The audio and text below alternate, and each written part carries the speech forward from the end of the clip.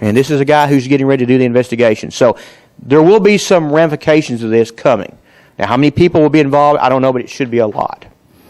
Reserve coverage of non-current loans decline. The reserves are dwindling to cover these bad loans. Again, credit has dried up, as we talked about. Many people continue to lose their homes as we speak. Credit card interest rates are soaring. And bank failures and assistance transactions rose to a 15-year high. So, again, this is right from the FDIC report. It's very, very gloomy news. And I wish I had great news to give today, but most of this is not. Why did it happen? I think everybody wants to know why. Ask a good banker friend of mine. I said, why did it happen, Steve? And he said, the simple word is called greed. As we were making the mortgage loans, we got huge fees. And we were selling them. We're selling them to Washington Mutual, to IndyMac, to Citibank, to Bank of America. We weren't worried about the quality. Greed was the basic issue of what happened. Now, I worked in the banking business before, during, and after deregulation. I can tell you that we need to go back toward regulation, and I think that will happen. Banks did not handle deregulation very well. We made a lot of risky loans because of fees. And banks bought the risky loans because they were at very attractive interest rates. Remember, there's an old saying, never forget this, it's simple. With risk comes rewards. With risk comes rewards. And banks bought books of those loans because they were at a good interest rate. But they took a lot of risk, and now we know what's happened. Appraisals. This is a true story. My wife was working in the banking business, and they would appraise a house, and the house might appraise for $100,000. And the loan officer would say, we need about $150,000 appraisal on that house to make this deal work where the people don't have to put any money in. And the appraiser would say, well, it's only worth $100,000. Well, the mortgage loan officer would say, well, then I'll go to someone else to appraise it. They'll appraise it at $150,000. The appraiser would say, it did have tile floors. We'll go $150,000. The house wasn't worth $150,000. So appraisals were inflated, which is illegal. But it happened, folks. It happened all the time. And another thing that when I was a banker, I never made you a loan unless you put your money in too. If you don't put some money into the deal, you have nothing to lose. I want to see 20, 30% of your money in the deal. Then you're going to work hard to make it work. Folks, they were making home loans with nothing down. That's crazy. When you have nothing to lose, you don't care. But because of appraisals being inflated, fabricated, it happened. I never did that as a banker. Because you better have your money in there to lose also. Because if the bank's going to lose money, you're going to lose money too if it doesn't work. They weren't doing that. Variable rate loans, very dangerous. Folks, some people's payments went from $1,000 to $3,000 a month. I had a buddy of mine that works at the university. He's our dean of students. And he got a variable rate loan for his farm. And I said, Joe, why did you do that? And he said, I should have asked. And it got him into some trouble. Subprime loans. That's what started it. Now, Alt A's are loans that basically credentials were not verified. Here's an example. Okay, I'm a university teacher. We don't make a lot of money. So I can go to get a home loan. I can say, how much do you make, Ricky? I make $780,000 a year.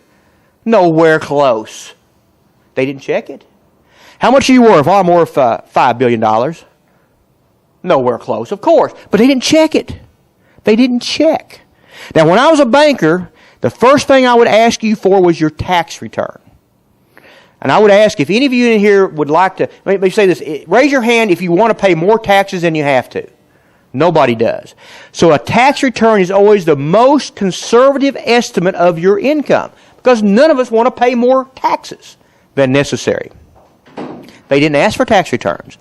They would say, what is your average checking account balance? Now that means to me you look at a 30 or a 31-day average. At our university we get paid once a month. You know what they would do? They would pull the checking account the day you got paid. So you got $4,000 in your account. Tomorrow you pay your bills and you have $500 in your account. They said the average account balance was $4,000 or $5,000. That's not an average balance. That's what they were doing. That's what they were doing. This is true stuff, folks. This is truth. When I was a banker, that would have never happened. but part of the deregulation, it happened. That got people in trouble. So to all the A's, there was no checking or verification. ARM loans, adjustable rate loans, again, rates are going up, up, up. People lose homes. ARM loans, and they're starting to go up this year, 2010, 2011. Folks, it may get worse. And again, mortgage loan officers, as I told you, receive commissions. Now, if you receive a commission, you tend to what? Make as many loans as you can. And some of those are not good loans. When I was a banker, and I was a lending officer, I was a credit analyst, I made loans. If I made a bad loan, I went before a group like this. It was called a discount committee. It was formed a board of directors of the bank and loan officers, and I had to explain why I made the loan. And they would crucify me if it was a bad loan. Then guess what I got to do? Go out and repossess it myself. I didn't do that about once or twice. I learned my lesson very quickly. But see, mortgage loan officers were getting commissions. The loans were being sold to WAMU, IndyMac, Citibank, Bank of America. They didn't care because they were getting commission based on what they were producing. I'm shocked the FDIC didn't stop that. Now, their answer to that is that we had underwriters that reviewed it. But you can manipulate a loan application, trust me, so it will go past the underwriters. That should never have happened. That will change. That will change. Excuse me. Yes? The underwriters were independent companies? No, they're within the bank. They're within the bank. They're within the bank, and their job is to go through and look at each item on the loan and say, do we feel like it meets our criterion?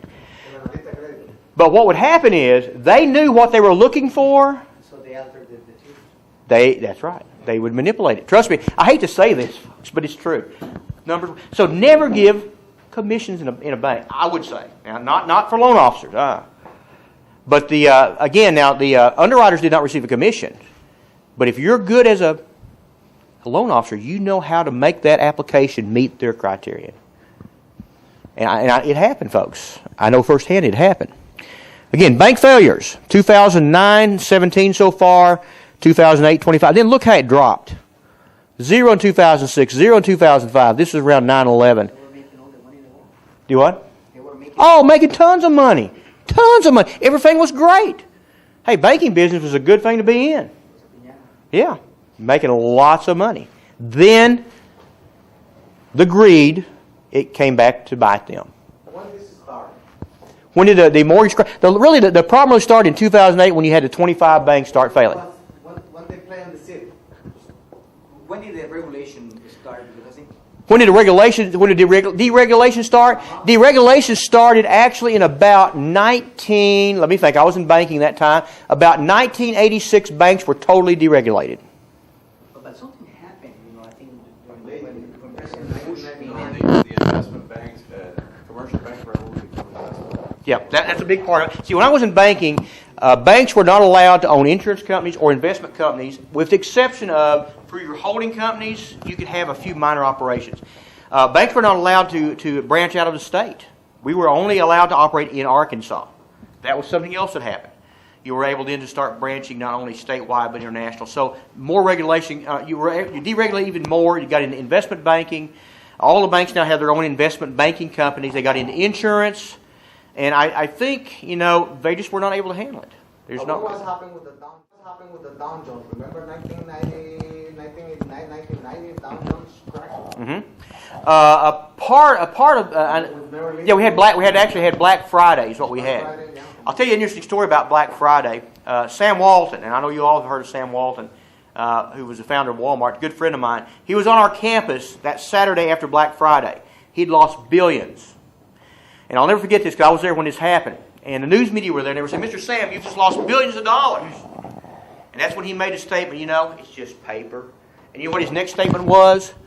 Does anybody have a radio? I want to know what the Arkansas Razorback football score is. That was his next statement. He didn't worry about it. And of course, he made the money back.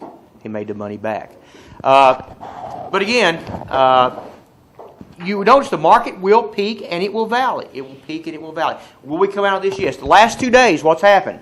The market's back up again. A little bit.